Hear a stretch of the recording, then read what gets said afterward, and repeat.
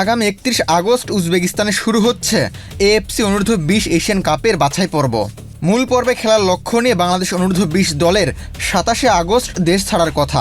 গুরুত্বপূর্ণ এই প্রতিযোগিতার আগে অবশ্য দলের অন্দরমহলে তৈরি হয়েছে অস্বস্তিকর পরিস্থিতি। প্রধান কোচ জেরার্ড জোন্স ও সহকারী কোচ আতিকুর রহমান মিশুর মধ্যে চলছে টানাপোড়েন। আপাতত দুজনই একে অন্যকে এড়িয়ে চলছেন বলে জানা গেছে।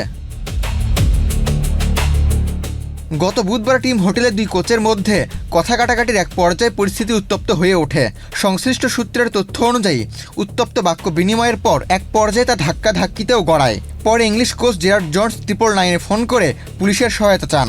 Gold's Gym across 30+ countries with over 700+ locations worldwide. Train anywhere, belong everywhere. খবর পেয়ে পুলিশ টিমও হোটেলে যায়, তবে পরে পরিস্থিতি স্বাভাবিক হয়। তবে কি বিষয়কে কেন্দ্র করে দুই কোচের মধ্যে বিরোধের সূত্রপাত কিংবা জেরার্ড জোন্স পুলিশের কাছে ঠিক কী অভিযোগ করেছিলেন তা নিশ্চিতভাবে জানা যায়নি।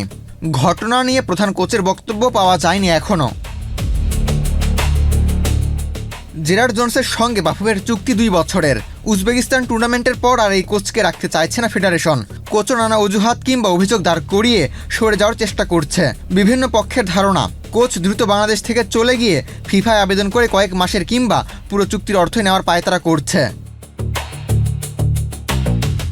আগামী 31 আগস্ট উজবেকিস্তানে শুরু হবে এএফসি অনূর্ধ্ব-20 এশিয়ান কাপের বাছাই পর্ব। 27শে আগস্ট বাংলাদেশ দল দেশ ছাড়ার কথা।